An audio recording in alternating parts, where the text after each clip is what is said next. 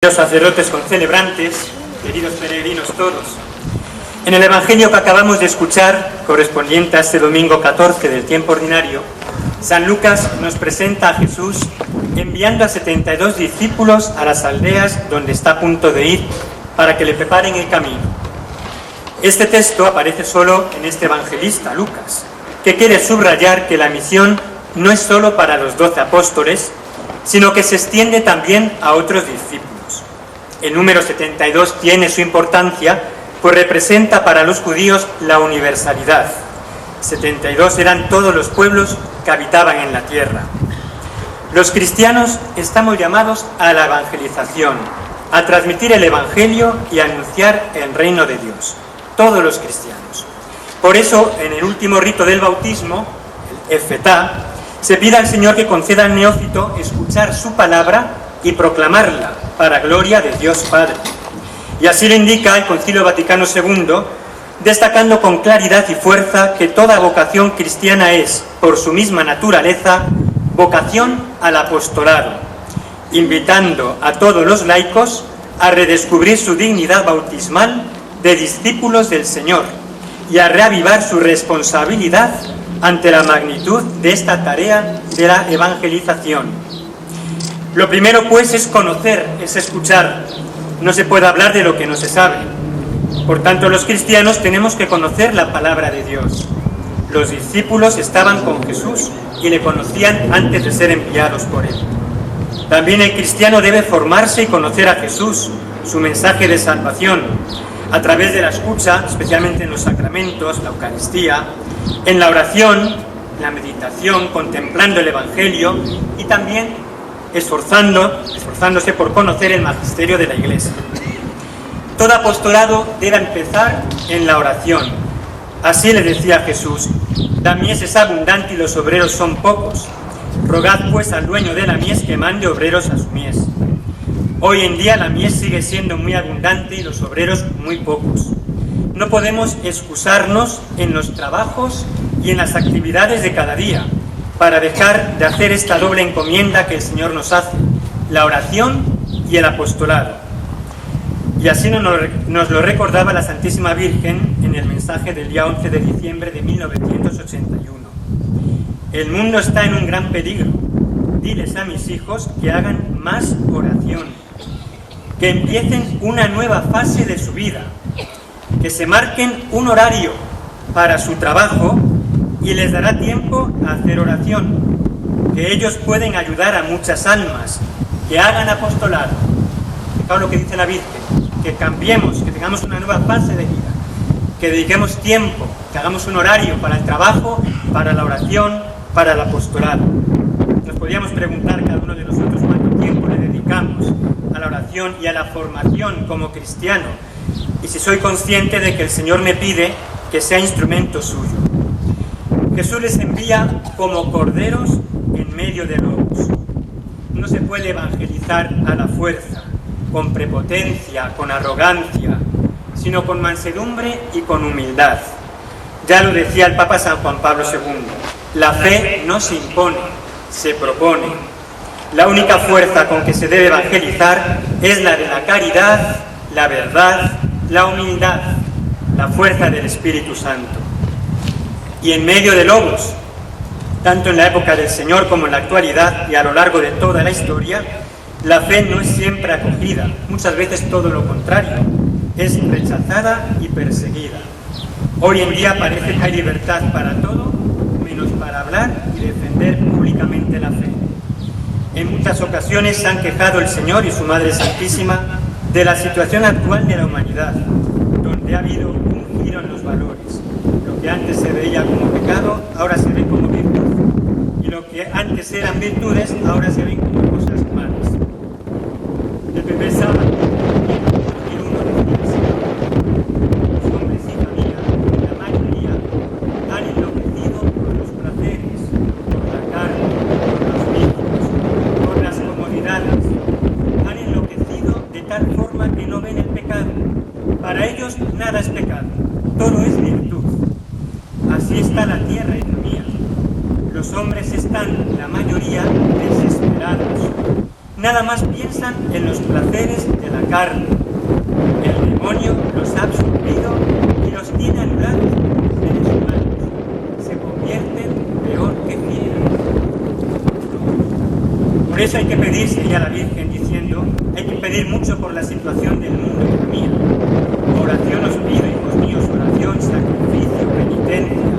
Los hombres se han olvidado de orar. Por eso Dios no reina en sus corazones y el demonio es el rey del mundo.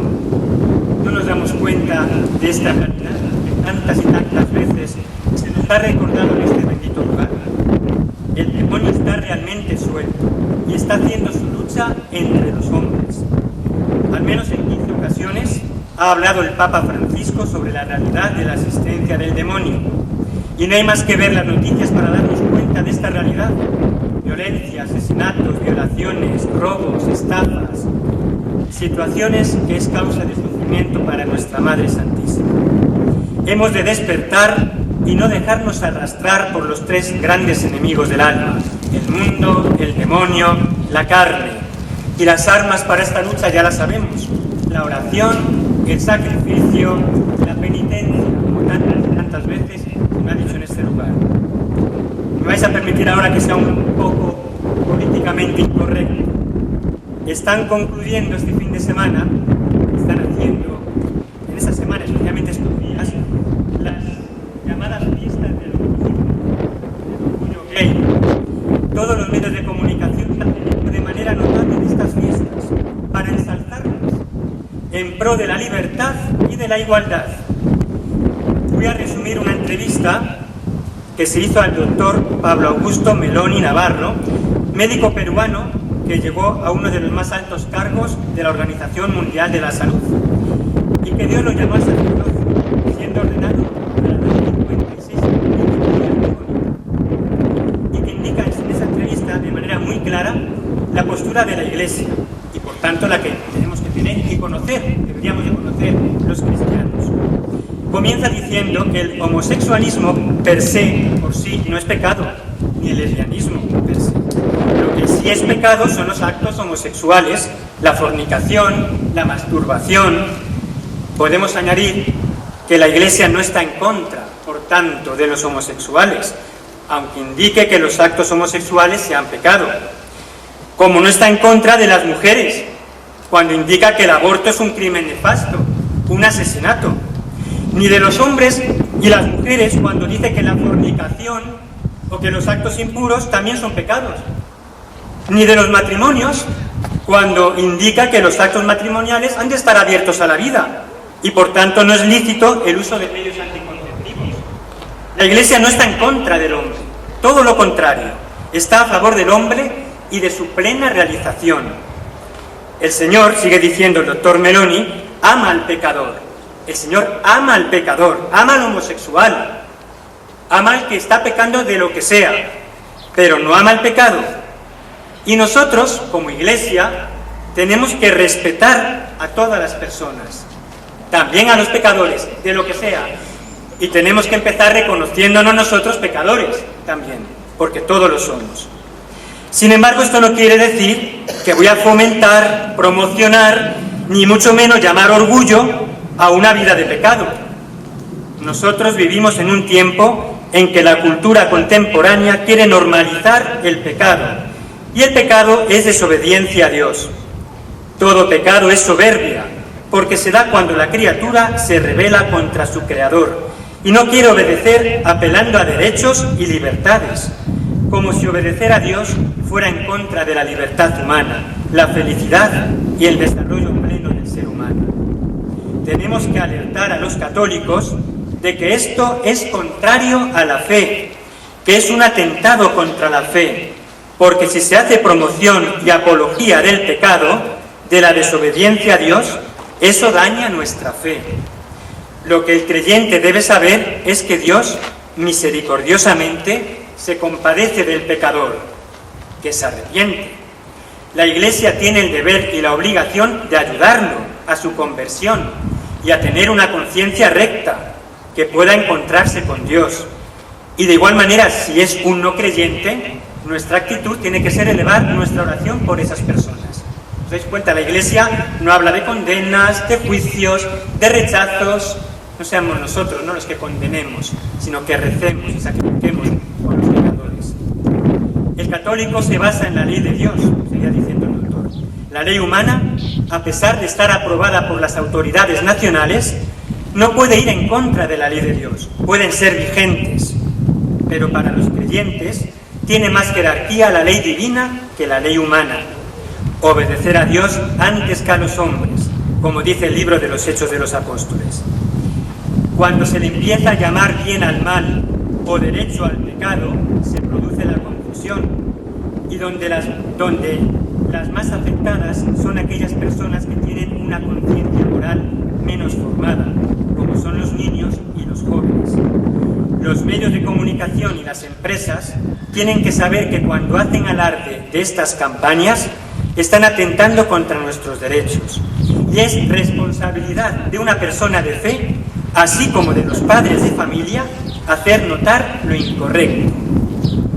Con el pretexto de buscar una igualdad, muchas autoridades quieren introducir una situación que no se ajusta a la verdad, ni a la ciencia, ni al bien. No puede ser reclamada como derecho, por el contrario, es un atentado, recalcó el doctor. No se puede pretender enfrentar la violencia y la discriminación promoviendo el error, la mentira y el engaño. Y terminaba la entrevista diciendo: nosotros, los creyentes, debemos recordar que tenemos un mandato: amar a Dios sobre todas las cosas y amar al prójimo, que es desear su bien. No hay bien más grande para una persona que vivir en Cristo, y para eso se necesita vivir la fe, y la fe es obediencia a Dios. ¿Cuántas veces hemos oído esta misma doctrina? Porque es la misma de la Iglesia, aquí, en este lugar, a través de la Santísima Virgen y del Señor. Pero volvamos al principio. Los cristianos somos enviados por Cristo, como corderos en medio de lobos. Y lo más triste es que muchos cristianos confundidos se dejan o nos dejamos arrastrar por estas falsas doctrinas que machaconamente nos meten de libertad, igualdad, y que lo que realmente hacen es apartar al hombre de Dios y llevarle a la verdadera esclavitud, que es el pecado. Cuando el Señor nos envía a dar testimonio de la verdad y defender la verdad que está en Cristo. Termino con unas palabras del Papa Pío XII en su homilía pronunciada en la canonización de Santa María Goretti, santa que hoy 6 de julio celebra la Iglesia. Decía el Papa: aprendan los padres y madres de familia cuán importante es el que eduquen a los hijos que Dios les ha dado en la rectitud, la santidad y la fortaleza, en la obediencia a los preceptos de la religión católica, para que cuando su virtud se halle en peligro, salgan de él victoriosos, íntegros y puros, con la ayuda de la gracia divina. Sabes que Santa María Goretti es mártir de la castidad.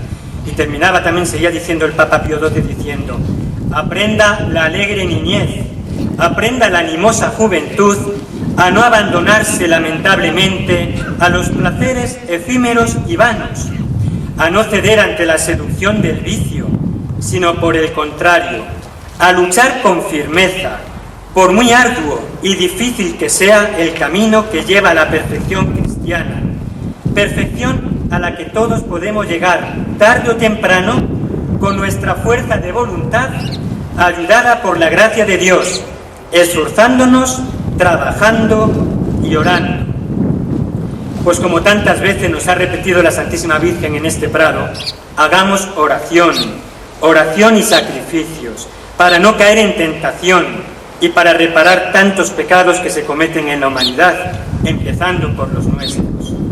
Pidamos su protección, la de la Virgen Santísima, e intercesión continua para vivir como verdaderos hijos de Dios y cumplir la misión que nos ha encomendado en medio del mundo, enviados a ser testigos fieles de su amor.